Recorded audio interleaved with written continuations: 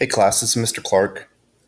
These are the video lecture notes for History 20, Chapter 12.1, Western Europe from 1000 to 1500. Next slide. In the Middle Ages, society in Western Europe was dominated by a structure known as feudalism, which was largely based on agriculture and protection. Next slide. The castle represented Europe's feudal order in wood and stone. Here's a medieval castle surrounded by a moat with a drawbridge and a causeway leading to it. Classic medieval castle. Next slide. Knights clad in armor, often on horseback, provided protection to the realm in feudal Europe.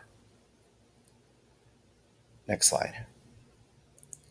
Serfs were peasant farmers who were bound to the land that they inhabited. They made up a majority of the population in medieval Western Europe. Next slide. The three-field crop system developed during this period allowed greater food production. And the way it worked is that crops would be rotated from field to field, allowing part of the field annually to be left fallow, that is, nothing planted and animals grazing there, dropping their fertilizer and re-enriching the soil. Next slide. Towns in Western Europe began to grow again around 1000 after centuries of decline. Next slide.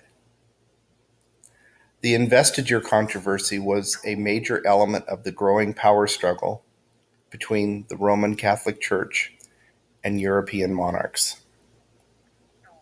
Next slide. In 1066, England was conquered by the French-speaking Normans. Next slide. In 1095, Pope Urban II called for a crusade to liberate the Holy Land from Muslim control. Next slide. In 1099, Crusader armies captured Jerusalem and established 4 Crusader states. Next slide. A series of crusades would be launched for the next 200 years. In the end, Muslim forces would retake the Holy Land. Next slide.